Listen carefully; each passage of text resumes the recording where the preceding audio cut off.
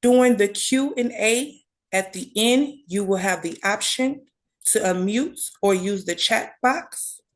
Please feel free to use the chat box to raise any questions or comments. And I would like to pass it to Kendrick Hall. Hello, everyone. I'm Kendrick Hall, People for Community Recovery's Energy Team Lead. I'd like to thank and acknowledge our sponsors, EJ Friends Sierra Club, the Illinois chapter, Shared Aquarium, IEC, Illinois Environmental Council, our EJ Defenders, Trust for Public Land, NRDC, Natural Resource Defense Council, and Chicago Frontlines Funding Initiative. I'd like to hand it over to Courtney for opening remarks. Thanks, Ken. Good morning, everyone. My name is Courtney Hanson. I'm Deputy Director here at PCR. Thank you all for joining us on this beautiful Saturday morning to celebrate the birthday of our founder, the late Mrs. Hazel Johnson, known as the mother of the environmental justice movement. Over the last 5 years, this event has really grown to be one of our favorites here at PCR. It's so special to be in community with all of you today and have an opportunity not only to honor Hazel Johnson and her legacy, but also to come together and take a moment to pause and reflect and really think about where we are in the movement and where we want to go. So hopefully you all will come away today feeling more grounded in EJ values and inspired and hopeful and maybe have a sharpened sense of strategy as well. I think this feels especially timely this week. It's been a rough one. We know that with the new federal administration, we're seeing a lot of progress on EJ issues being rolled back. Our work is really under attack. We've seen Trump's directives really try to roll back foundational EJ policies, including Executive Order 12898, which was the first federal action on environmental justice that required federal agencies to analyze environmental and public health hazards in minority and low-income communities, with the goal of trying to avoid them. That was a policy that Hazel Johnson advocated for, along with many other EJ leaders across the country, and she was there to see it signed. And it really laid the foundation for additional policies and investments that would come locally and at the federal level, including what we saw under Biden's administration with the Justice at 40 initiative, as well as the Inflation Reduction Act and the infrastructure bill. Those are all being rolled back now. So it's a really critical moment for our work federally. But also at the same time, we know that a lot of change comes at the local level. Here in Chicago this week, Mayor Johnson announced that passing a cumulative impacts policy will be a top priority for his administration this quarter. We're really excited to hear this. This is legislation that PCR and our sister organizations at the Chicago Environmental Justice Network co-developed with city partners after, honestly, decades of organizing and advocacy and legal interventions. So this ordinance would change the city's zoning rules to ensure that no neighborhoods can continue to be sacrifice zones overburdened by industrial pollution. But it will also create a community accountability board that has a few key powers, including overseeing implementation of the ordinance. We know that implementation is really where the rubber hits the road in terms of whether policies actually benefit our communities. So this is really exciting to see. The board would also have the ability to advise on EJ issues broadly and make policy recommendations. So this is a really exciting way to ensure that those most directly impacted are integral in decision making. So wanted to offer that little bit of good news as we move into our discussion today. And we're really going to be talking about what progress have we made at the federal level, what can we expect from the new landscape? How is that going to impact our communities? But also grounding in PCR's ethic and Hazel's legacy of the transformative power of grassroots organizing and local work, and talk about how we can move forward locally wherever we're working. So again, thank you for being here. We have some amazing leaders and organizers and community members with us today. We're so grateful for you and for all you do for this work. And with that, we're going to transition to the next part of the program, which is a short video about Hazel Johnson.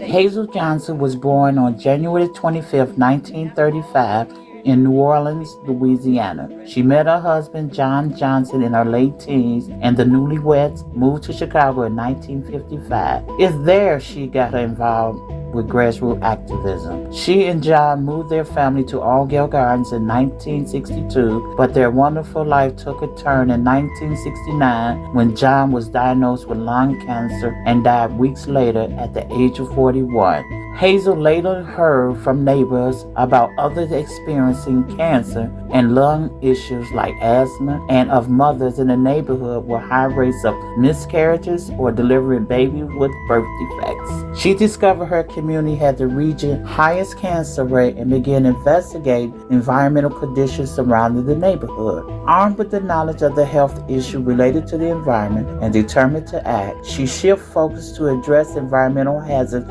surrounding her community, which she coined the Toxic Donut. In 1982, People for Community Recovery officially incorporated as a not-for-profit organization and waged the environmental justice war on multiple fronts. In 1991, Hazel spoke powerfully about her community's struggle with environmental racism at the first National People of Color Leadership Summit in Washington, D.C. It's there she helped work to create the 17 Principles of Environmental Justice, a guidepost still used today.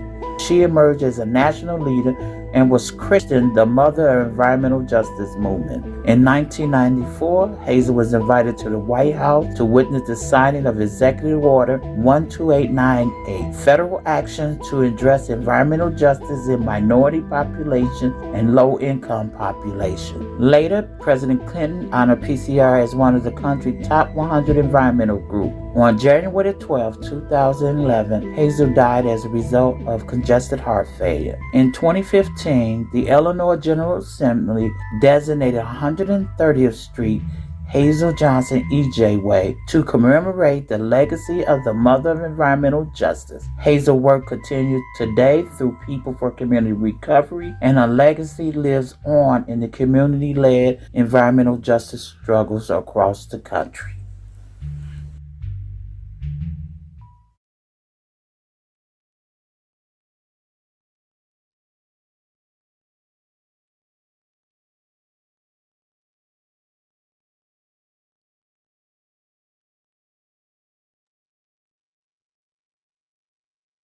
Good afternoon, everybody. Now we will introduce our wonderful speakers. Our wonderful speaker for today, of course, is Cheryl Johnson. She serves as the executive director. She's the daughter of the late Mrs. Hazel Johnson, who founded PCR and is known for the mother of environmental justice. Cheryl learned the fundamentals of community organizing from her mother and carries on the work of PCR's mission to enhance the quality of life for residents living in communities affected by pollution. A lifelong resident of Allgale Gardens, Cheryl is a well-known and highly respected community leader. She is a fierce advocate for economic equity and environmental community benefits for the Southside residents. Cheryl has played an integral role in the functioning of the success of PCR's programs administration since 1987. In 2021, she assumed the role of PCR's executive director. Under her leadership, PCR has continued to work for environmental justice and economic equity, expanding our outreach across the region. Since then, PCR has stopped discriminatory recruiting practices from the Ford Motors Company on the far south side, also preventing hundreds of units in Allgale Gardens from being torn down and displacing residents. Pressured CHA to create a redevelopment plan that included community input, secured safe environmental cleanup on the south side, and stopped another landfill from being placed in our community.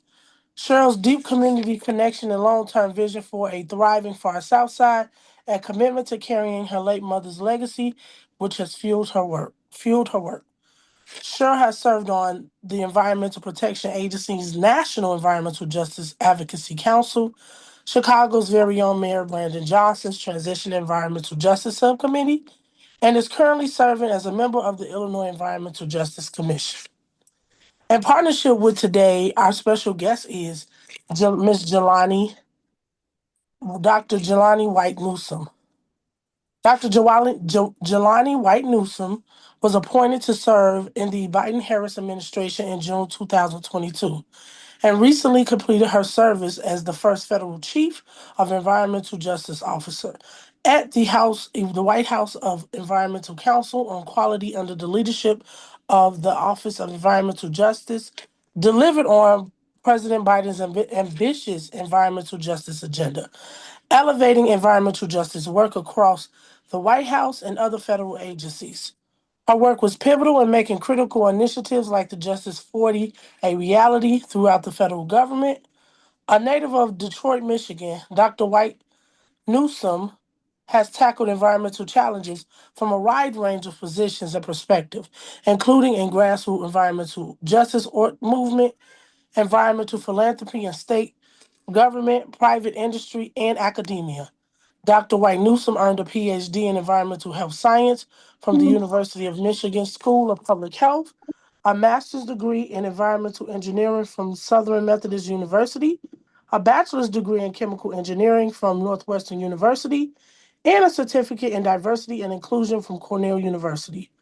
Before joining the White House, Dr. White-Newsome founded and led Empowering a Green Environment and Economy LLC, a strategic consulting firm that focused on transforming communities by using people-centered solutions to combat climate change, improve public health, and pursue environmental justice. It also advanced racial equity, which she has recently relaunched. This role followed her time at the Kresge Foundation, where she managed millions in grants for the pursuit of equitable access to clean water. Dr. White-Newsome's early environmental justice advocacy and research has focused on pollution, climate-driven extreme heat flooding, and improving the health of low-income communities of color. She's been recognized nationally for her work over the past 3 decades and is frequently referred to as the passionate, caring, bold, and loving leader. Affectionately known as Dr. J, she remains most thankful for her main jobs of being a wonderful wife and an awesome mother to her daughters, Ariel and Jayana Lynn. I will now pass it to our wonderful speakers, and they will give you a wonderful, wonderful speech. Thank you.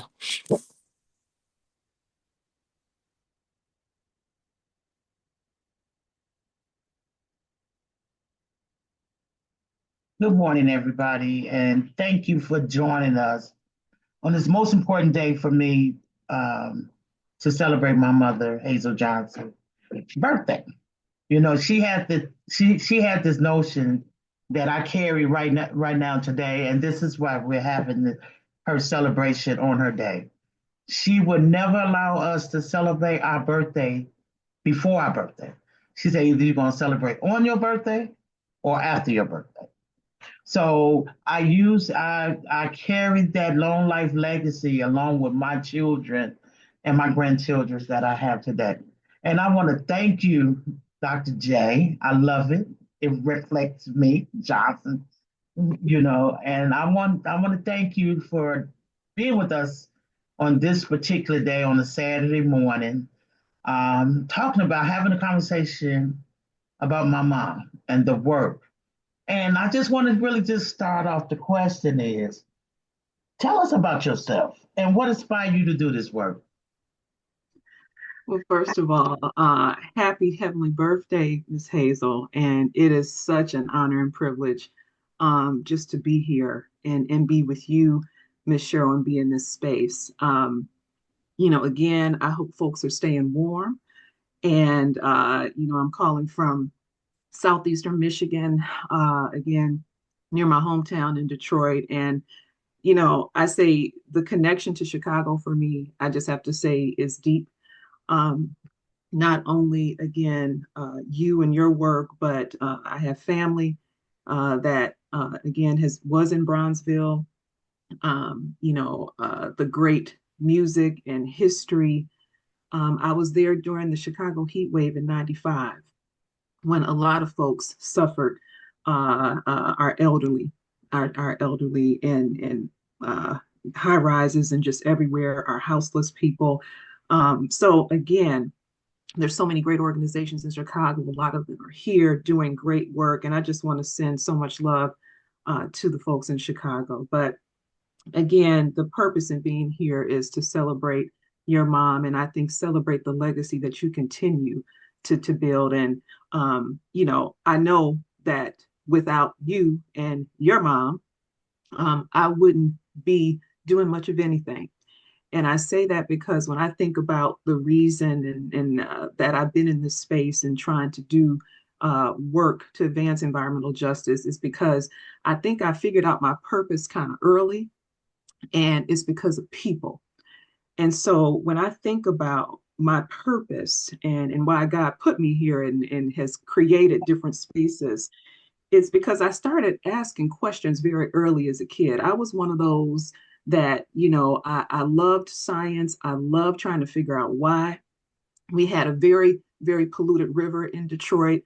And I continued to ask that question. I took water samples, and I used to get the little cheap Home Depot water sampling kits and begin to collect data in elementary school.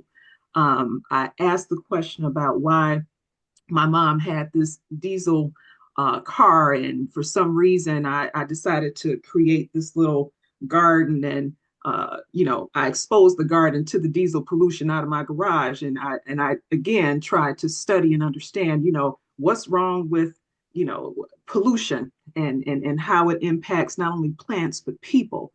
And then I started asking bigger questions about, well, why does my aunt on the east side seem to have breathing problems and issues compared to my family living in the suburbs and other places?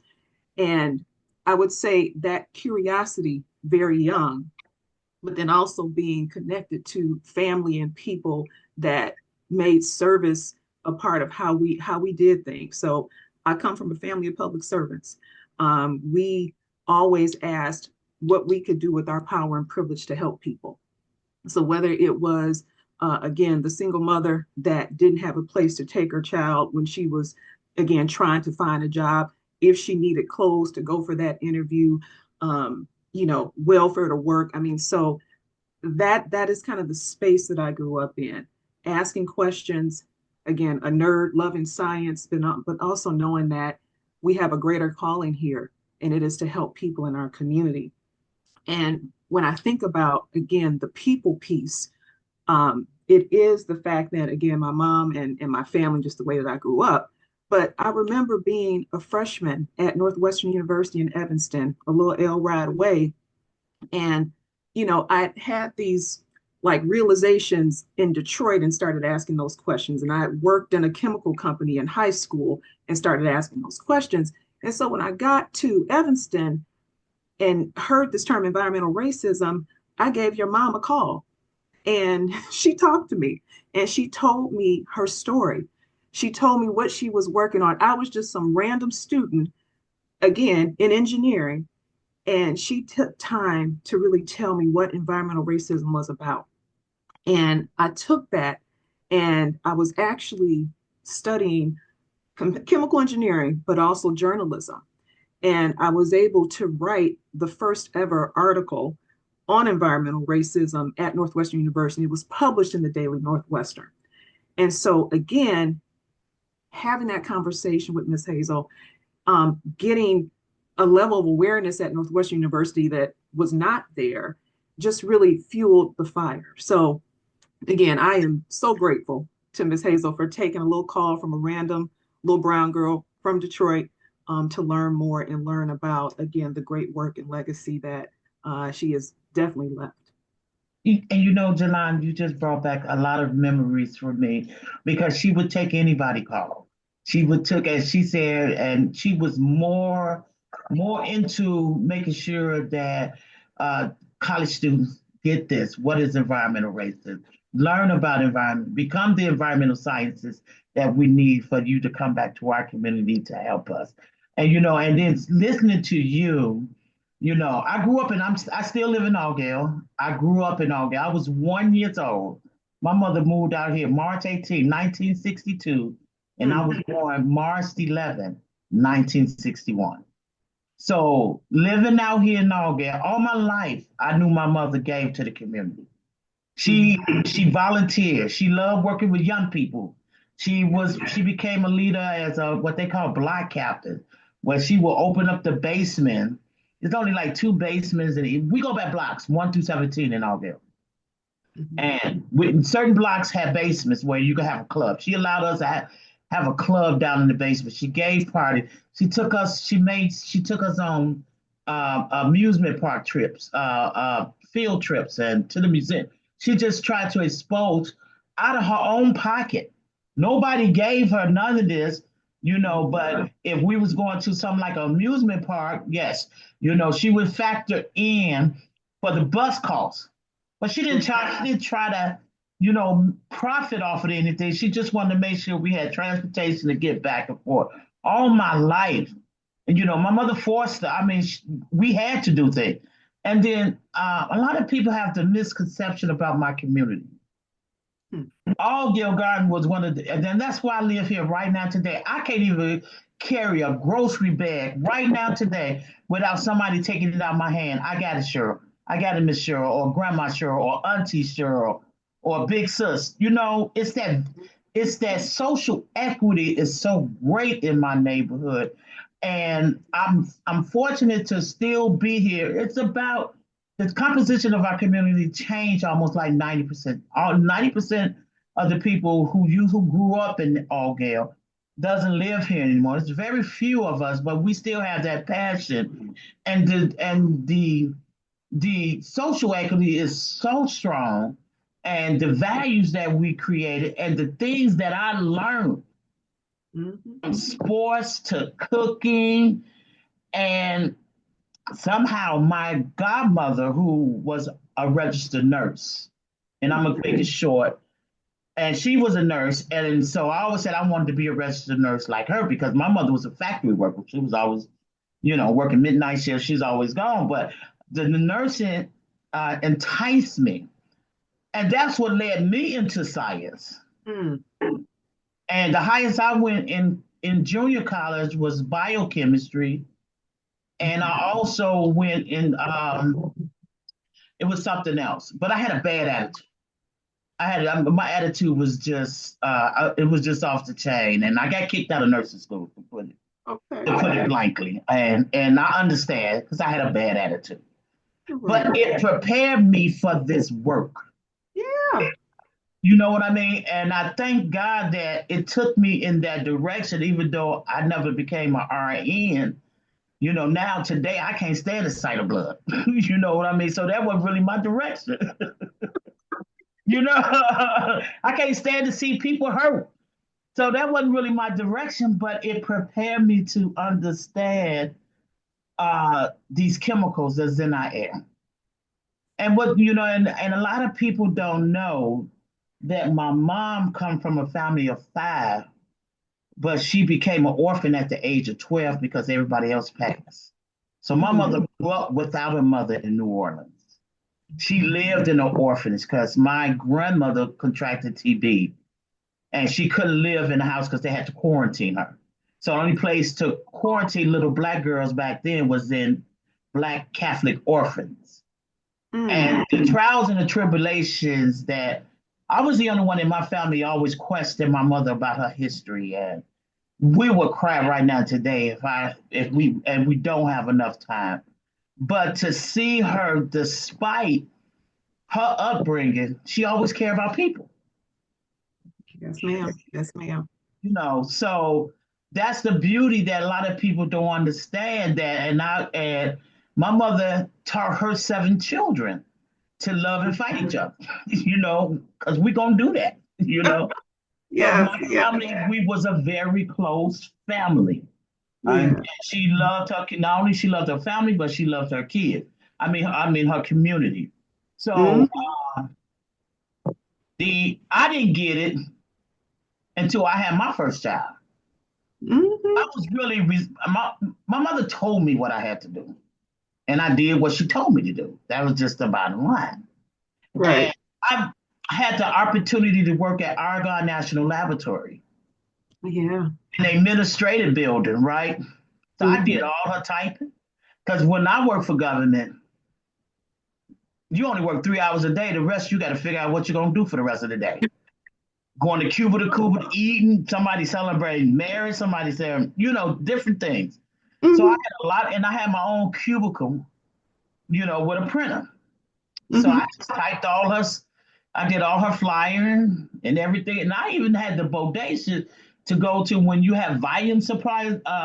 Something need to be copied in government. They got the special department that does that.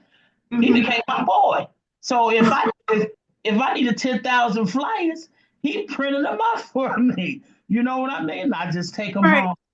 I was always that back person when she first founded PCR in '79. So, and I did all her paperwork, and then I still didn't really give it because I was just like I said, I was hard headed. I want the social life in my life. But when I became a mother, that's when I came employed with People for Community Recovery when my daughter was 6 months old, and now she's 39. So I've Okay. been doing this work for a very long time, and that's when I got it. So it's just like me and you, our backgrounds is so similar in doing this. Maybe my mother always said she don't know what, and the highest education my mother ever had was a sophomore in high school, Mm-hmm. Mm-hmm. and how she knew how to understand the stuff that we are experiencing today as far as weather change. She talked about that a whole lot, Mm-hmm. and see what we're going through, what we call climate change today. So a lot of predictions, a lot of things that my mother, she was way ahead of the game, and the resistance was so high. Just remember, environmental racism just became popular really under the Biden administration because there was opportunities, there was resources coming down to our community. But most importantly, the Executive Order 12898 that Clinton signed set the framework. Yes, ma'am. But it didn't, and that was the frame. There wasn't no meat and potatoes on it. Biden Mm-hmm. came with the meat and potatoes. You hear me? I like the way you say that. Yeah. I'm happy to see that people, just like I tell everybody today, my mother been fighting environmental justice when she didn't even know she was fighting it since 1974. But she didn't found the organization till 95. So we are the oldest environmental justice group. And Mm-hmm. particularly in public housing, we definitely, and just that. So to say those things, and now we have the meat and potatoes, and it was just snatched away from us. There was, it was the greatest opportunity that we had, and I will talk about that later. So, actually, so how long you been doing this work? What's your number? I mean, Miss Cheryl, it's so well, I just have to say one thing and then I'm gonna answer your question. I mean, it's oh my gosh, so many similarities. You talk about how, you thought you wanted to be a registered nurse and your mom, again, she was able to finish up to her second year of high school. And I just want to say, I don't know who's all on this call, but the letters behind your name don't mean anything. When you were called to do something, That's you were right. given whatever you need. So your attitude, your forcefulness, your fierceness, that's exactly why you are in this space. So again, just to anybody and everybody, you don't need degree. I mean, I love education, but you don't need that to do this. That's right. You have to have a pure passion and you have to have a fortitude and a resistance because it is not a short game, it is a long game. And so Mhm. I just say that, Michelle, like, and with It's my a mom. life. Environmental justice is our life, and this is the only, for lack of a better word, calling it discipline that intersect with everything. You can't do nothing and expect it to succeed if you weaken in the other stuff. So I came up with an analogy, like my mother called our community the toxic donut, right? Yes, ma'am. I call it, we're living like we have an environmental justice umbrella. And the spokes in this umbrella represent housing, health, education, economic opportunity. And if any of these spokes are broken, do we have a healthy, do we have a functional umbrella? No.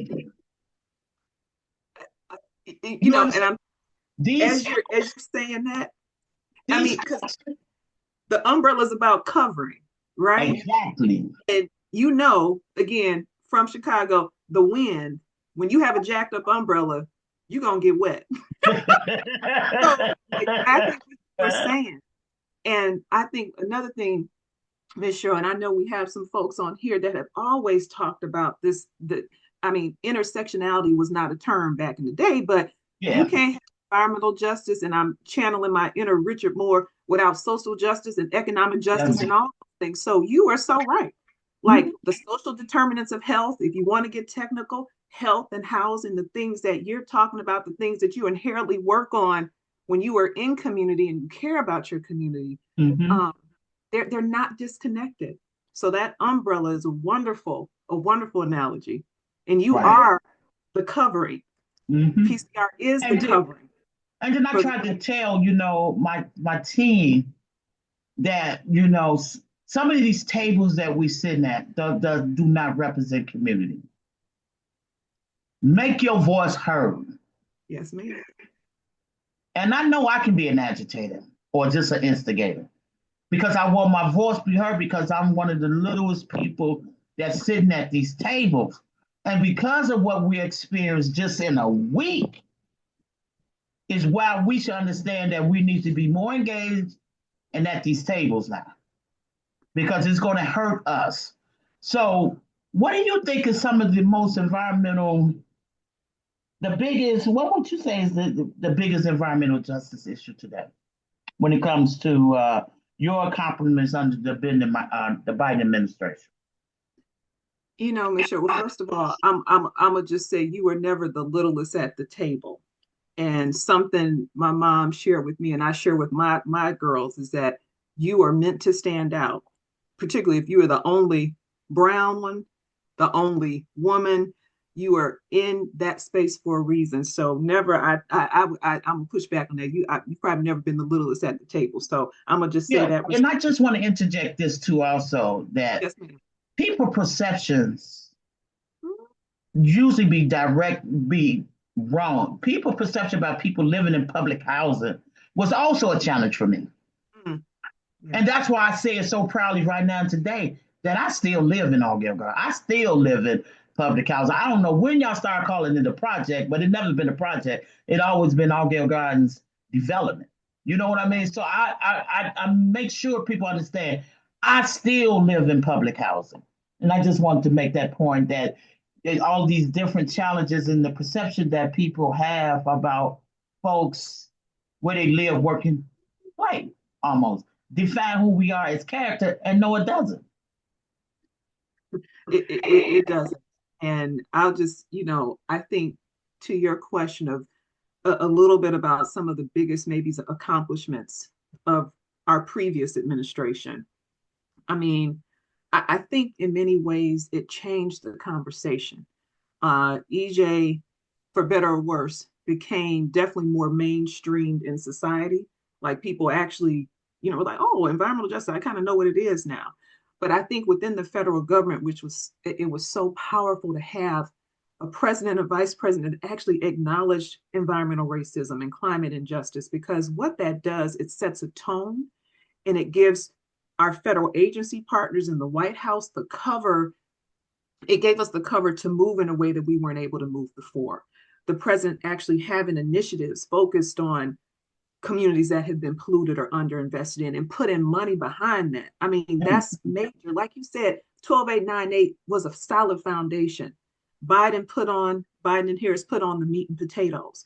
But, you know, you can have the meat and potatoes, but if you don't have the utensils to eat, that's the issue, right? Yep. So what we were able to do was have our federal agency partners that created, again, the utensils for us to eat, for us to really, I would say, reimagine all of the federal grant making and programs.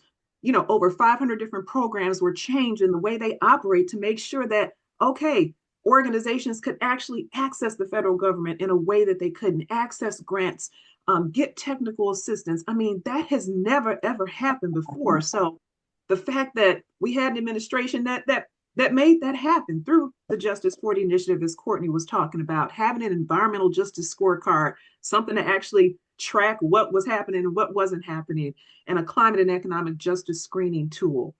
Now, again, you know, we had all these things and initiatives, but I think what was most important, and sometimes things that go unseen, was really the change in the culture of the White House, especially, again, having the opportunity to run the first office of environmental justice in the White House, which, again, we cannot take for granted.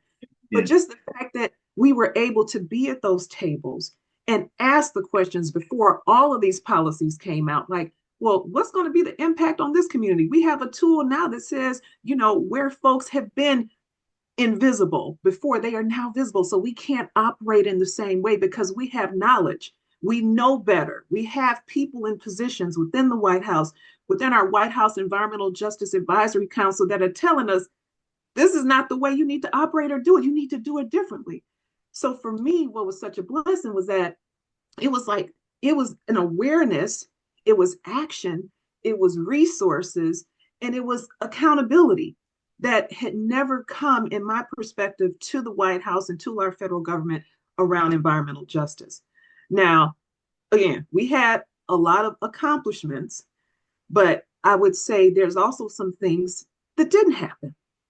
And what continues, to your first question, what continues to inspire or push me in this work is that we still have communities that are living with the same pollution, with the same environmental racism, with the same number of health disparities, with the same number of deaths. I mean, it is still a reality for folks across this country, whether we're talking about Detroit, Chi-Town, LA, whatever. And so that, again, my purpose and my passion and the fact that we still have not achieved environmental justice is what is left to do. And so the legacy of your mom, the legacy of so many of our great leaders that learn from your mom, work with your mom, the legacy of the leaders that you are developing with your staff, that I say maybe they're a little bit young because I feel real old right now.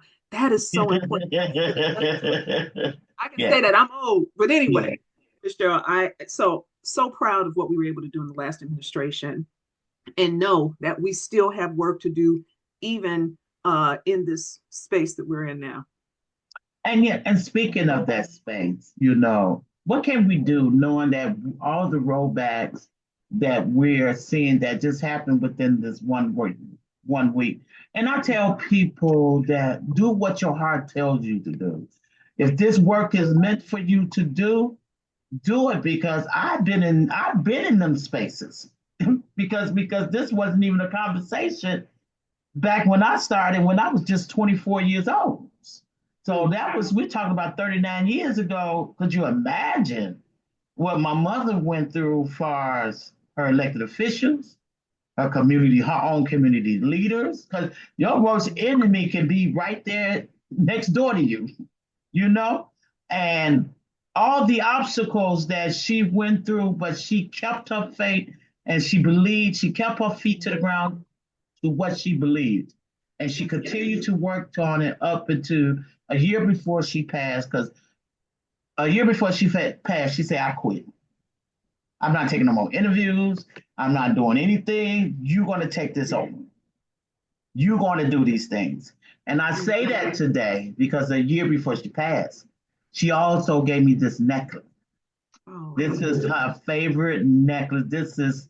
I think this is the first real gold necklace that she ever bought. And she had it for many, many years. Oh, I think over 30 years. And she passed it to me and she put it on my neck and told me to never take it off. mm, And I never have taken it off unless I broke it one time or I just had a medical procedure last week, 2 weeks ago. I had to take it off, but it was so hard because I took off all my other jewelry, all the polish off my feet. But when I went for the procedure, I still had this necklace on. They said, "Well, do you have any jewelry on?" I was like, "No, I ain't got no more." She said, "Yes, you do. You got on the necklace." I was like, "Oh, So that's how connected that I am to her this particular necklace. And when I need her help, I rub the change, and that's what inspired us. So, what do you think? So I say this to motivate folks that regardless to whatever administration change, local, city, county, if this is what your fate leaves you to, don't unfate yourself. yes. Continue it because there's no success without roadblocks. You learn from those roadblocks. Those are our experience. I learned, well, hell, they do me like this, then I'm gonna have to flip it. You know what I mean? So those are the things. So right now we're gonna be flipping a whole lot for the next 40 years, but keep your faith, keep the fight going because the fight never ends in our communities. Miss Cheryl, so gosh, so many things. So you keep on saying stuff, and I want to talk, but I'm trying to hold back. What I will say, and I was thinking about, so oftentimes I wake up in the middle of the night, and I'll just start writing, or something just, I don't know, my spirit just moves, and something came to me last night when I think about the word triumph. Mm-hmm. Even though I don't like to say this person's name, Trump is in that. We are still going to triumph even in this Trump administration. Yes. And how we're going to do that is because we know that environmental justice, again, did not start with the federal government. It Yes. started in community with people. So that's number one, right? So it's not going in. Number two, we've been through this before. It's just a little bit different, right? And many of the elders have said, like in our career government folks, they've been through multiple iterations of administrations, and we are still here. And when we think about the reasons we are here, it's because we know our ancestors went through so much more than we did. Like you said, your mom probably went through so much more. So we cannot not have the gall to not stay in the game, right? Exactly. We're here.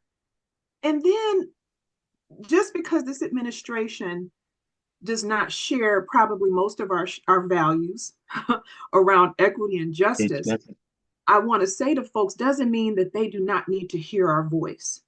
So there are still processes in place where as these policies and these actions happen, continue to, make sure you know what's happening in the Federal Register, continue to put in your public comment because they have to respond to that. So don't go silent on the federal government. Exactly. But also make sure that you are revving up your game at the local and state level, right?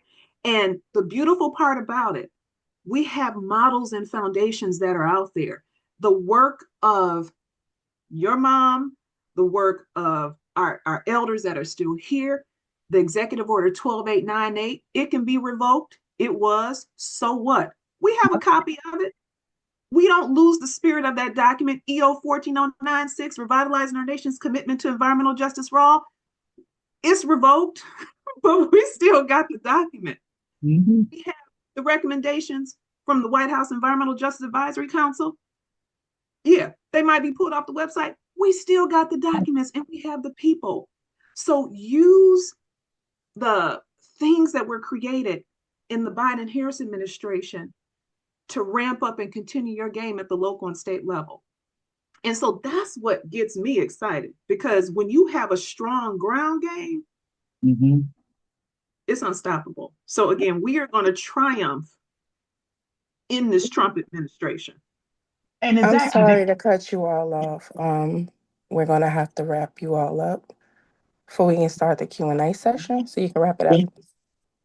what Jalonne, hey, we can do this offline, and I enjoy it because I think before we close out, Jamaica, on this discussion, these are the conversations that we need to be having every single day about how do we move things. And if you have the opportunity, and we can list it on our website, peopleforcommunityrecovery.org, all these um, executive orders that benefited our community, and all these strategies that came out that we need to learn and build out from a local perspective.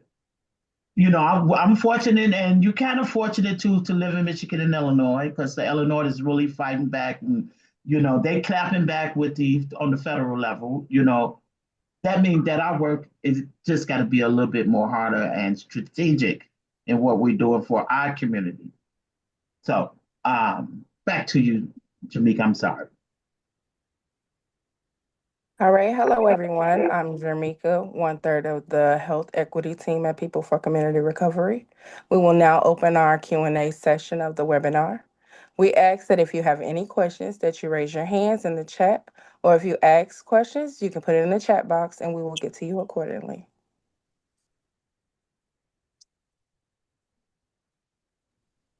All right, we have our first question from Richard Moore. You can unmute your phone. Great, thank you, Miss, and thank you to everyone. This discussion brings back a lot of memories, and I just have to keep my comments very brief. But I do want to say that long live not only the memory of Sister Hazel Johnson, but the work, the commitment, the struggle of many of us, including Hazel, throughout this country and throughout this world. I also bring greetings. I'm going to do this. Dr. J would be quite surprised if I didn't, but I'm bringing also condolences, but from the White House Council on Environmental Justice and the members of the White House Council. Much of the work, like for many of us, for generations upon generations, as we talk about our elder White House Council, with obviously the commitment of the Biden administration, makes a lot of these recommendations and things possible. I just want to also bring greetings from Los Jardines Institute. Some may know that I'm co-coordinator of Los Jardines Institute, the Gardens Institute in Albuquerque, New Mexico. I had the honor of chairing the National Environmental Justice Advisory Council under the President Clinton's executive order, and Hazel, and for many of us that were on the NEJAC.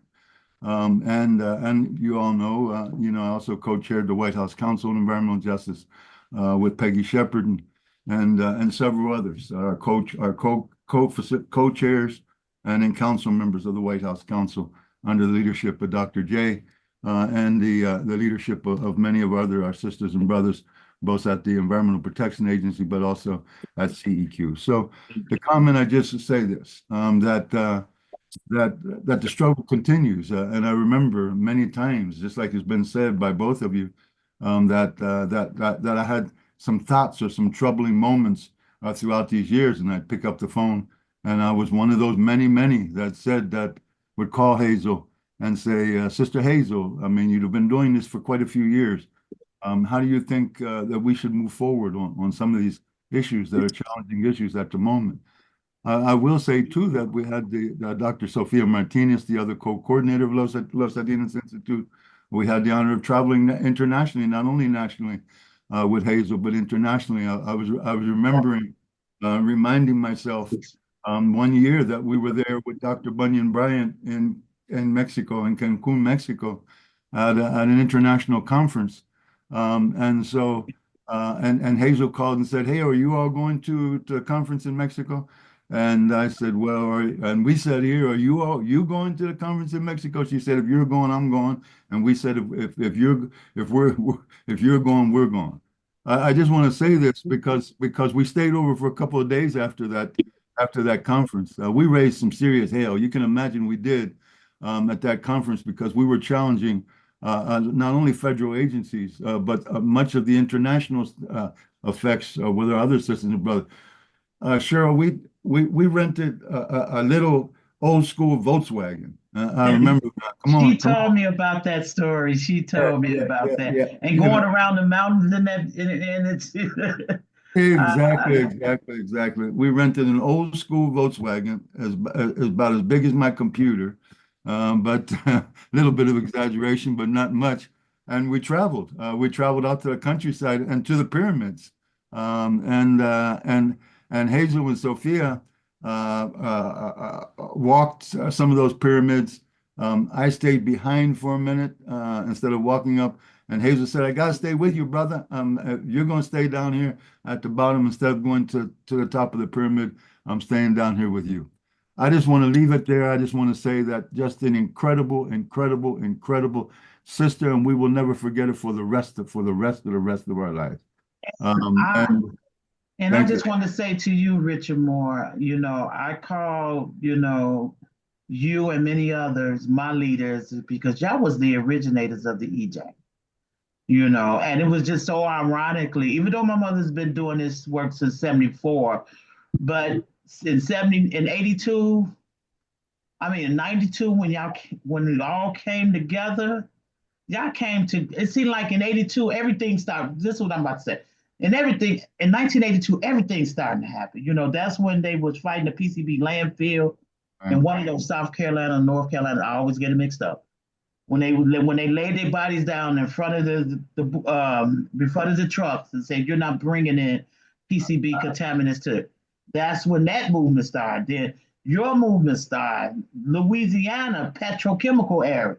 It just seemed like with Dr. Beverly Wright, Dr. Robert Bullock, it just seemed like y'all just came out the woodworks. And my mother was so happy to see that this not just only happened in our neighborhood, it's happening around the country and internationally. And for y'all to bring that environmental summit together, and y'all brought people, y'all brought nationalities. There was caucus here, caucus. I wasn't there because unfortunately, a lot of people didn't know that my mother couldn't even afford the flight to come there. And y'all had a room for her. But we, as the Johnsons, we got that money together and send our mother to that thing because she wasn't going to go at first. As a matter of fact, and when she came, she thought she was just going there to work. Never to be known that because she said of all the time, because my mother used to tell us, if you go into a place or make sure when you travel, make sure you have a business outfit. Right. She didn't have one. What did Dr. Beverly Wright and the rest of them? They found somebody with some fancy clothes up in there with a fancy red hat and dressed my mother. Oh yeah, I Yeah, remember that red hat. this is the first time she ever went somewhere without any kind of business attire. She just Exactly. brought, because at first she thought she wasn't going. You know what I mean? Yeah, We yeah. got her there, and see how this worked in the spirituality way. That they made sure that she did, and they dressed her, and that was a moment of excitement. And y'all came up with those 17 principles of environmental justice, and Right. all the hard work. And Richard, she would just be so proud of you being here with us and continue this work and seeing how far that has went. And now we just got to continue doing the work. We know there was at a point prior to Clinton, there wasn't no support, but we were still out here trying to do this work in our communities. Exactly. Sure. I appreciate those comments. Thank you. I just want to say thank you from the bottom of my heart. Yeah. Thank you, Mr. Moore, for your question. Right. Thank Our you. next question is coming from Rico Gutstein. He asks, how have and will the Trump administration actions impact people's daily lives?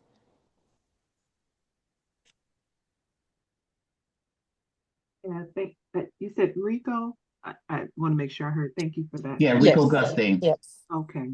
Thank you for that question. So here's the thing. I don't do a lot of speculation, and I don't have the power to predict. But again, what we've seen this week is a lot of federal actions, right? And a lot of really focused on federal government employees, having them try and, in many ways rat out each other, who was working on equity and who was working on EJ, and kind of this cleansing that I think this administration is trying to push forward. And so, again, I would imagine, again, on the daily lives of people from an environmental standpoint. I mean, there's going to be many things that I think you all are aware of that will impact the daily lives of people in terms of immigration and things like that. But I'm talking from an EJ environmental justice standpoint.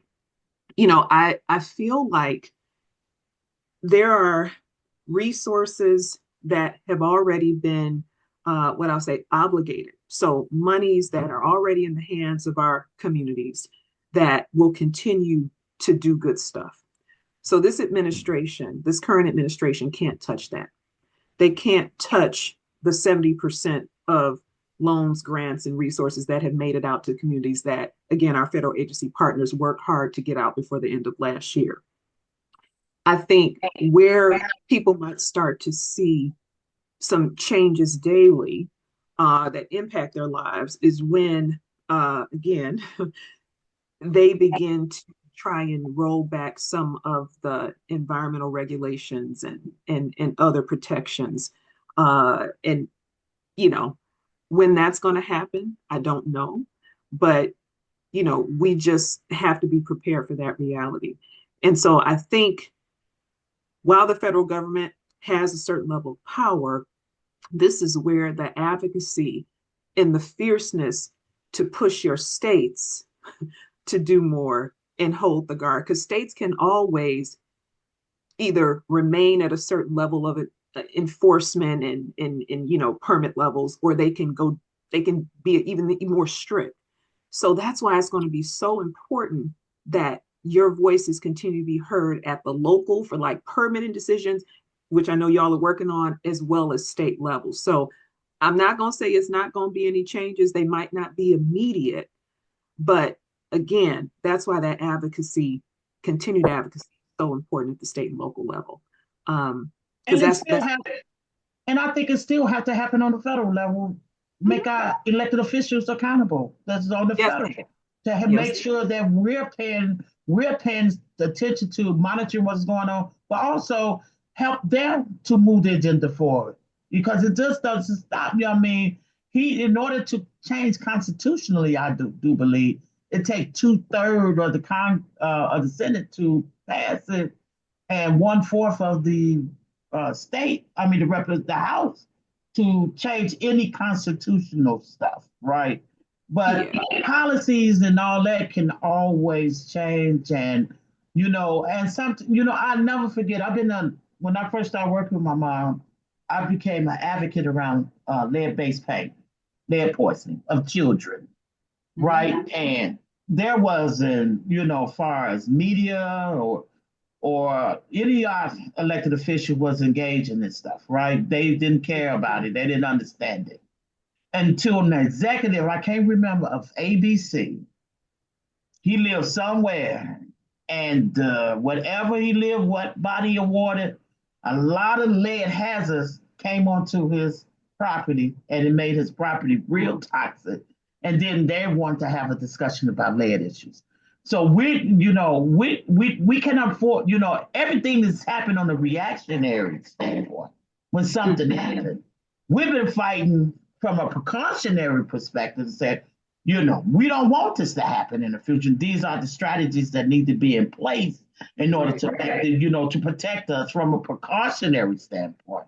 But now that we have a new administration, he's going to have to reap the repercussions of the negative reactions that it's going to have. For an example, 90% of, many of our communities suffer from food insecurity, right? 90% of the workers in California, as far as vegetable and fruit, did not show up to work. So what that's saying to us, as far as our food security, is that people been misunderstood that eggs finna go up, orange and vegetables and fruits gonna go up because where they gonna find these workers at? Because they intimidated that our workforce who provide a vital to our community, essential to our community. And now we're finna see higher prices in our food, in our food insecurity in all our community. But we have to voice our community, voice our concerns.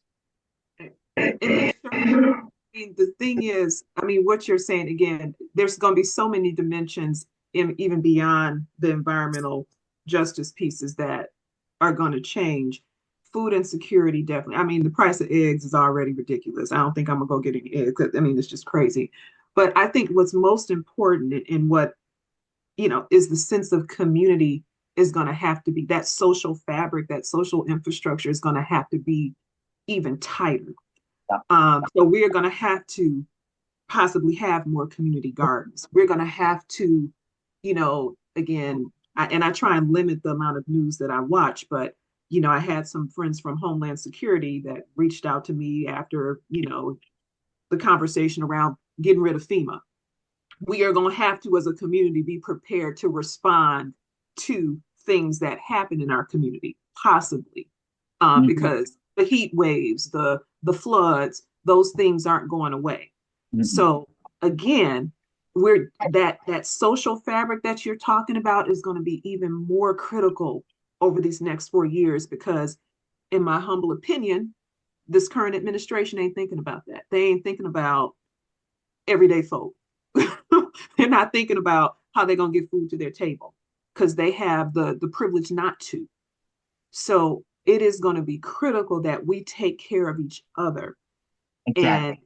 And yeah. So anyway. Next question, Jamaica.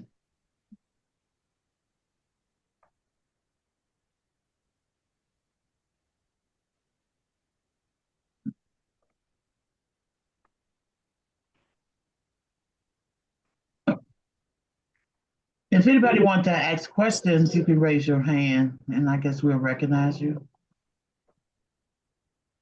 Let's see everybody else. I think I see Miss Kimbrough. I'm back. I'm sorry. I have a message from Brooke Kimbrough. Hi, my name is Rick Kimbrough. I'm an environmental justice organizer in Detroit, and I really love that the conversation explored Hazel's background as a Black girl who was orphaned, as a Black mother, and as a Black mother who was widowed. And given that both speakers are mothers themselves, and that Cheryl even mentioned that she didn't become an active worker with PCR until she became a mother, I would love to know what you both think about what is necessary to develop more mothers in environmental justice work, because so many of our families, in predominantly Black communities, are living in sites that are deemed as sacrifice zones. And I would love to know more about what you think can be done to increase the presence of these families on both the local, state, regional, and national level. What I can say is that based on my own personal experience and living in this one neighborhood all my life, I witnessed the change of my community that used to be a most vocal, viable community, political community, to it became called substandard living and project and all this other stuff. So, and it went on for a couple of decades in my neighborhood, So you see the changes with like 20, 30 years. So people built up an apathy to change, and it's so hard today to get people because our environment is too busy. It's too much stuff, negative stuff that influence our community. So what we have been doing, and thanks to our health equity team and the whole PCR team, basically, it's about community engagement. Doing community events has really bringing people back to seeing that the only way that we can do things is collectively. We have to do things in our community. So just the sponsoring, just a little little event in the community that bring people out and start talking. We start talking to each other. You know, we're being influenced by social media that really doesn't have any substance to what goes on in our particular neighborhood. You know, it's designed to keep you like all this noise going on for this week. Believe me, all the noise is going on and we're upset about it, but they're cutting deals.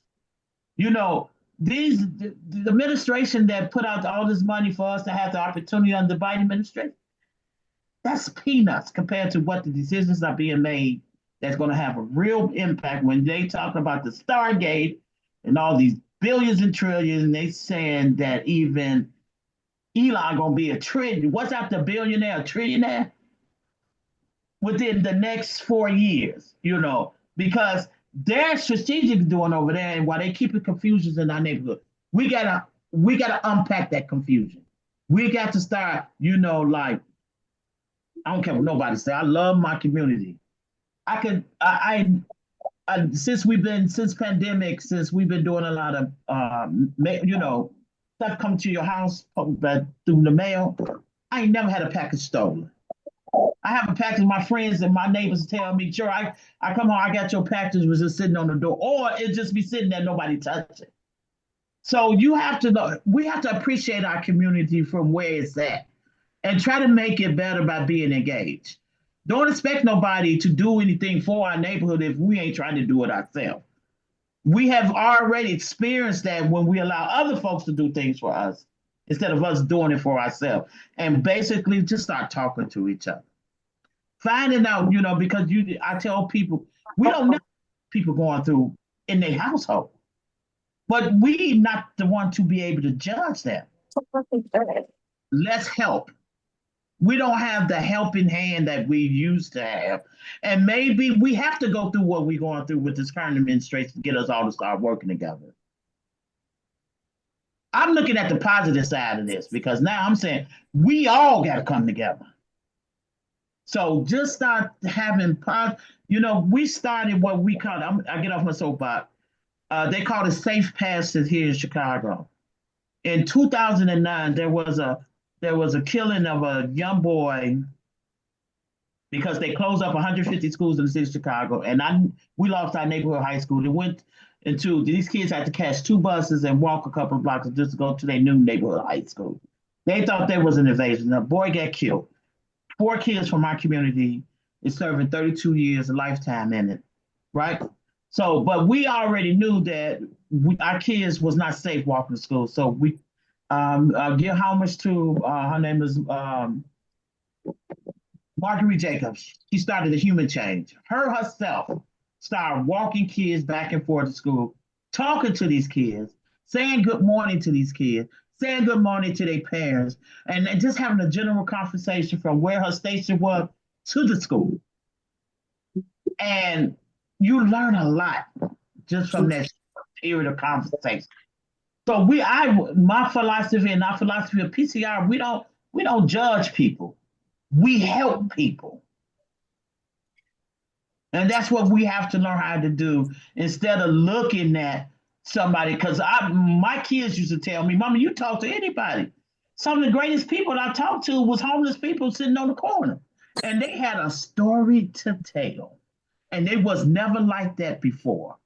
You know, so let's take the judgment away and let's put in our motto, we're going to help as, you know, to the best of our ability. And some of that help don't mean no resources, just a general conversation with somebody or just saying, hi, how you doing? That's it. And that's where I start from. People we have enough time for one more question, Ms. Cheryl. Go ahead. This is from RJ Harrington. How do we leverage the history of the Underground Railroad between Chicago and Southwest Michigan to strengthen EJ initiatives? Well, you know, again, I go back to what we talk about collaboration. It's the similar of us to come together to find our common interests and our perspective spaces. Don't develop anything for a community that you don't live in without engaging those folks.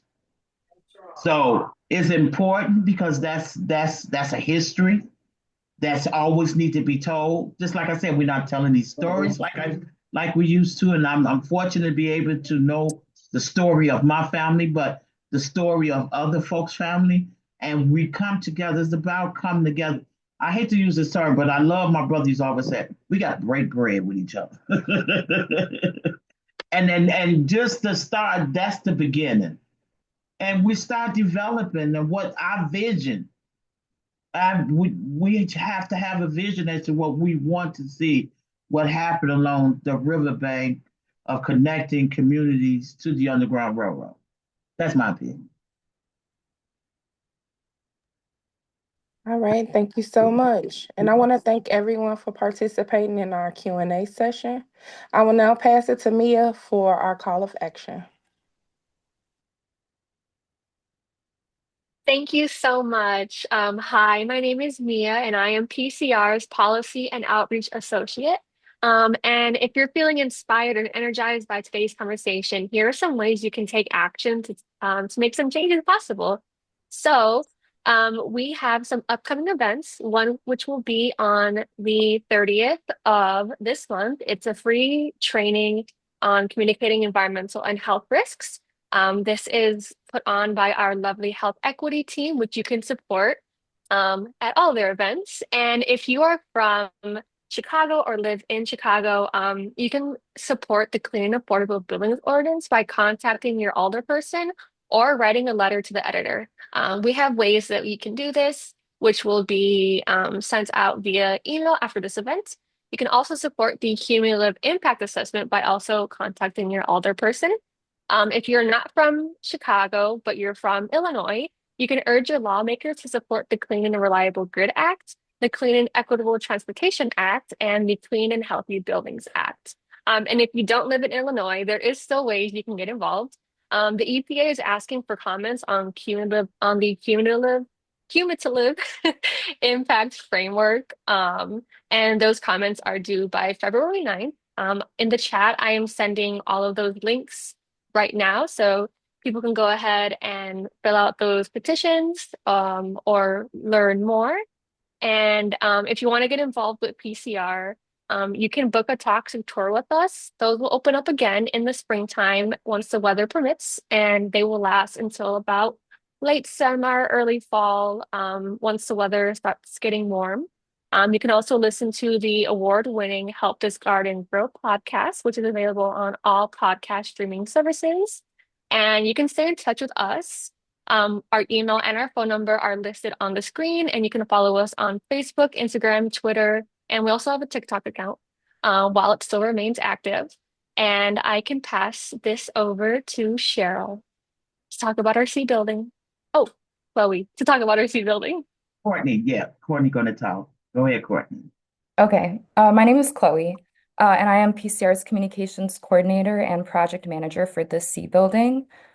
So People for Community Recovery has battled to preserve and save the historic C building from demolition since 2021. In 2021, PCR successfully stopped Chicago Public Schools from its planned destruction of the historic C building at Ackeld Gardens. Staff and advocates educated city officials on the importance of the historical significance of the building, Ackeld's first school, as well as Ackeld Gardens as a whole, given the legacy of PCR's founder, Hazel Johnson. This work also contributed to the decision by the City of Chicago Commission on Landmarks to vote in favor of Ackeld's registered historic landmark status. In 2024, CPS approved the transfer of ownership of the C building to PCR. And PCR plans to revitalize the C building to a life which restores the green vision of Ackeld Gardens and transform it into a green community hub, the Hazel M. Johnson Institute for Sustainability and Environmental Justice. The Hazel Johnson Institute aims to provide a historic landmark and educational institution in the center of Ackeld Gardens. This building would be a 100% efficient, electric, and sustainably powered center of learning and research, a living classroom bringing together Ackeld residents with sustainable development leaders from across the nation. In addition to workforce development and training programming, the center would be the future home of PCR, have office space for other local orgs, host community and youth programming, and have a community meeting space. And thank you, Chloe, for that segment. But what I want to say to people, this is a personal drive for me in two ways. One, I went to kindergarten, first and second grade in this building. So it has a sentimental value to me because not just me, but many other people in this community had attended this school when it was first built in 1944.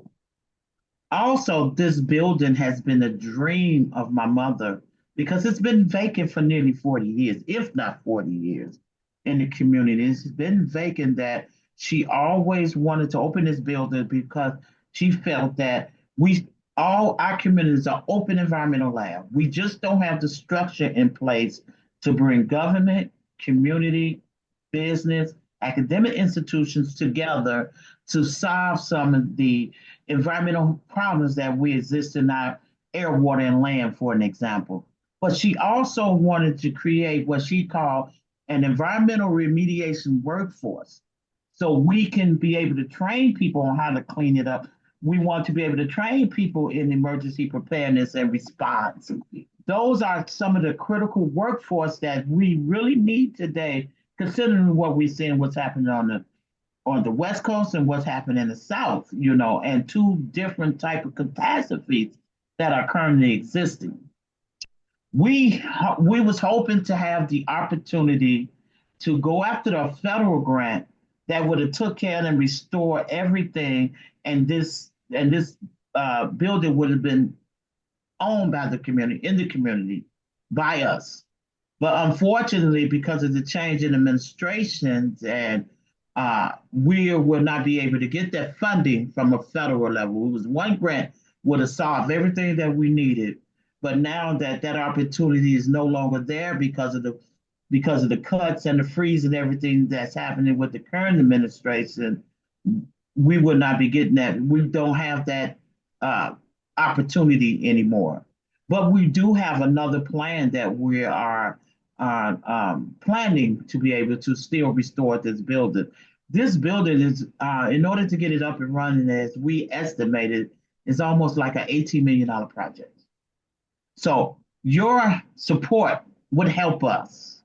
We are seeking donations for the C building. And let me give you a little history about my community that I failed to mention earlier. All Gale Gardens, the houses is represented by blocks 1 through 17. Well, all our schools in our community has been labeled as alphabets. But most importantly, why this building is so important, all the schools in our area was named after George Washington Carver, who was an environmental scientist.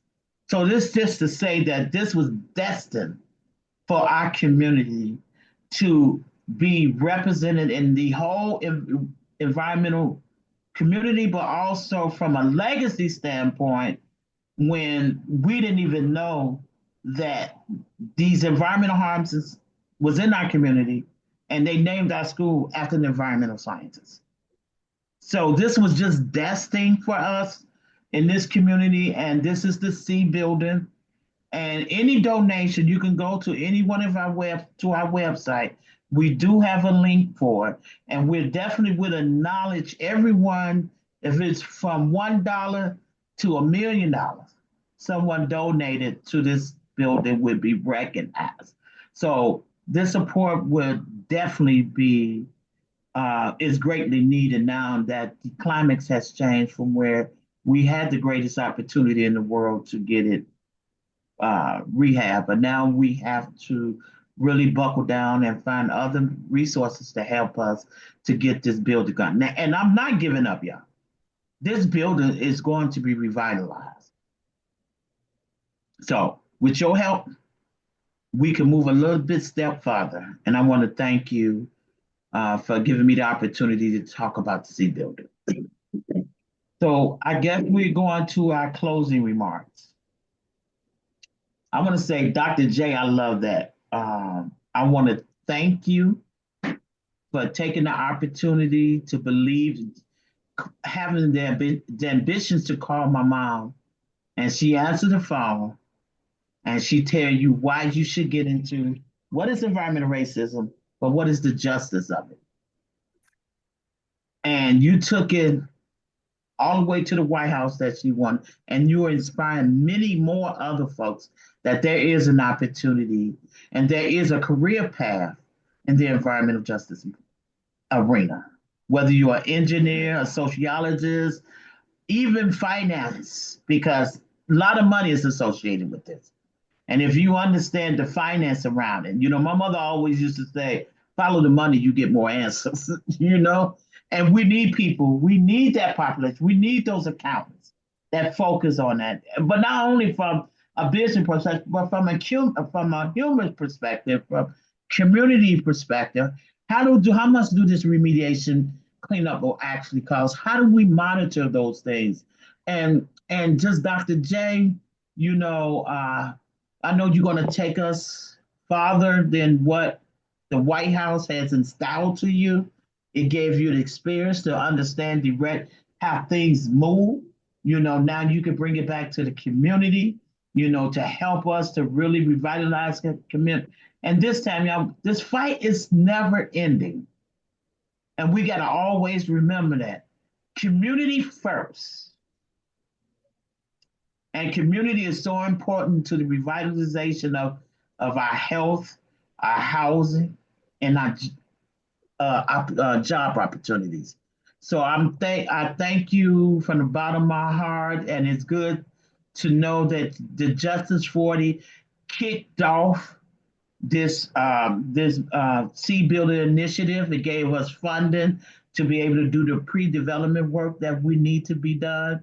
And now that, we still moving forward, we can, I anticipated challenges, but, I was just hoping that this opportunity would have solved all the stresses that giving me more gray hair. But I'm dedicated. This building will be. So, do you have any, Dr. J? I love it. Do you have any closing remarks? I mean, all I can just say is thank you. This is just, I think I told you, Ms. Cheryl, we talked before that January is a significant month for me as well. My father, unfortunately passed about 14 years ago. But my daughter and my husband were both born in this month. And, in many ways, I've never really been forced out of a job. And so having to resign from the administration and figure out what my next step and what my next path is. So being able to celebrate and acknowledge the life and legacy of your mom, the life and legacy that continues with you, is just the pick me up that I needed. And again, no doubt, the work is going to continue. I'm excited to start this new chapter with my company that, again, we're going to continue transforming stuff in partnership. So it's a blessing to be here. And this is wonderful on a Saturday morning to spend it with you. So thank you. And looking forward to continued partnership. Trouble. Yeah, it was a little hard for me to get up, but but I really enjoy, having the conversation because we really don't talk about this, and I love the fact that this webinar can reach so many people around the country, and to have this type of conversation, and I just hope that we inspire. Yes. A person on this call. Yes. I'm not saying that I would love to have it all, but if we influence one person to be able to make a change and be dedicated to whatever the cause that it is, because remember, we got an umbrella to protect, and that's the environmental justice umbrella. Yes, ma'am. So every spokes is important of what you do. And I thank you for being part of that spoke. I'm trying to be in my little way. So that's hey, that's all what we can do. That's all we can do. Awesome. And I want to thank you. So I want to thank everybody for spending this time with us. I look forward to this conversation. And this was a great conversation under our belt again. And this is our fifth one. So thank you for having the time to come out. And most importantly, I want to thank my staff. You guys did an awesome job. I appreciate it. I usually don't bother y'all on Saturdays, but I had to have this Saturday because next year, her birthday will be on the Sunday, and I have to follow her traditions that you don't celebrate before. But I made the conscious decision that it will always happen on the 25th of January, actually birthday. So look forward to seeing everybody next year and have a safe and wonderful day and stay prayed up for environmental justice. Thank you.